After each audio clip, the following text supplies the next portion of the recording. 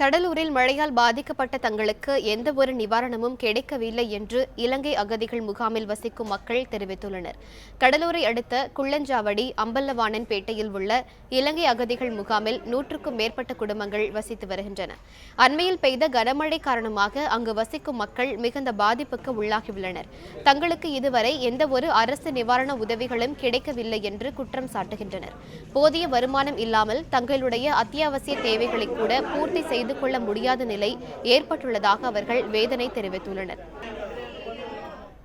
10 வருஷமாக இங்க இருக்கிறோம். இந்த மழை இதனால ரொம்ப கஷ்டப்பட்டு கொண்டிருக்கோம். ஒரு சாப்பாட்டுக்கு கூட வழி இல்லாம, வேலைக்கு போக கூட வழி இல்லாம எல்லாரும் குழந்தை பிள்ளைகளை வச்சு கூட அவங்களுக்கு பால் கூட வாங்குறது கூட காசு இல்லாம கிடந்து ரொம்ப கஷ்டமா இருக்குது. பாதிக்கப்பட்ட இடங்களுக்கெல்லாம் அரசாங்கம் போய் பார்க்குறாங்க. இந்த முகாமில் இருக்கிற எங்களை ஒரு மனுஷராக மதிக்கிறாங்க, இல்லை மதிக்காம இருக்கிறாங்க. எங்களுக்கு ரொம்ப அதுதான் கஷ்டமா இருக்கு.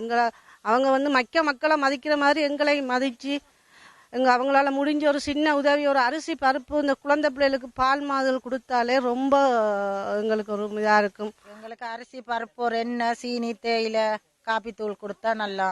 துணிமணி இல்லாட்டியும் நாங்கள் இருக்கிற துணிமணியை கட்டிக்கொள்வோம். எங்களுக்கு அரிசி பருப்பு உணவு பொருளுங்க தான் எங்களுக்கு ரொம்ப கஷ்டம். அதால நாங்கள் கொடுத்தா நாங்கள் கஞ்சி வச்சு குடிச்சு கொள்ளுவோம்.